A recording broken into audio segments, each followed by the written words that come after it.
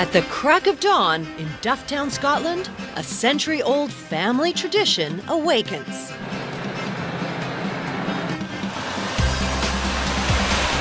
At Glenfiddich Distillery, every day begins with a fresh batch of malted barley that will eventually become whiskey. I really do believe whiskey is in our blood. Especially here, one of the last family-run single malt distilleries, churning it out for almost 130 years. There is a lot of responsibility put on our shoulders. We need to keep the tradition alive. That tradition began in 1887 with William Grant. A maverick of his time, he built the distillery by hand, and then using barley and local Robbie Dew spring water, the whiskey was born. It was named Glenfiddich, Gaelic for Valley of the Deer. Today, the process remains largely unchanged, and the same passion is passed down to generations of craftsmen. I take great pride in that. Bob Milne is the mashman. The 28-year veteran lays the groundwork. 41,000 litres of water, 10 tonne of malted barley goes in here at the same time, like a thin porridge. Under his watchful eye, it's heated to 64 degrees Celsius. Then a pit stop to the washbacks where yeast is added. We'll sit in there for maybe 40 hours, and when the yeast starts to react with the sugary water, it turns the sugars into alcohol. Using a hydrometer, he tests the strength of the alcohol. And you can see this one's quite high, so it's giving off a good strength.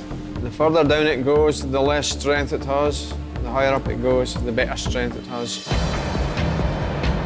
Next, it's on to Stillman Davy Grant. For over 20 years, he's been running the heart of the operation. I think it makes me very proud. It's part of a family-orientated business. Me being a local lad from Dufftown, I'm pretty proud of what I do. This is where the magic happens, where the spirit gets its distinctive flavor.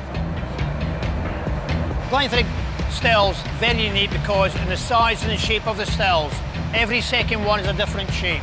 So the liquid comes off quicker, gives it a unique taste as well. I say copper because chemical reaction, plus it holds the heat better. Here it gets distilled, boiled to 95 degrees Celsius. Basically, we bring it up to high temperature, which produces an alcoholic vapour, which runs down the lie pipe and hits a condenser. This now brings it back into a liquid. Then they do it a second time. Boil up again, the same procedure to make a very, very strong vapour. This now goes down to get watered down to make whiskey. But it's not whiskey until it gets one last ingredient: time. Whiskey is not actually classified as a whiskey until it's sat in a cask for a minimum of 3 years. And that's by Scottish law. In the warehouse, the smell hits as soon as you walk in. But Mike Dawson, who's lived and breathed it for 12 years, doesn't even notice it anymore.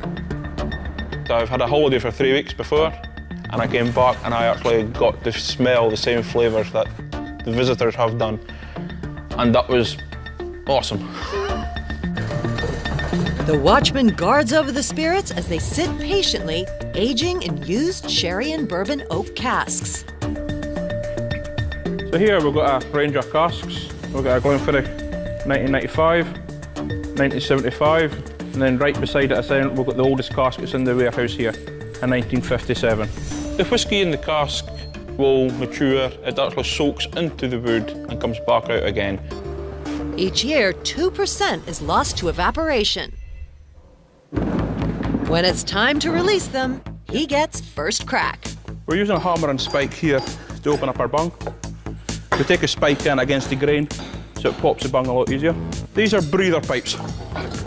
These will help the spirit flow a lot quicker.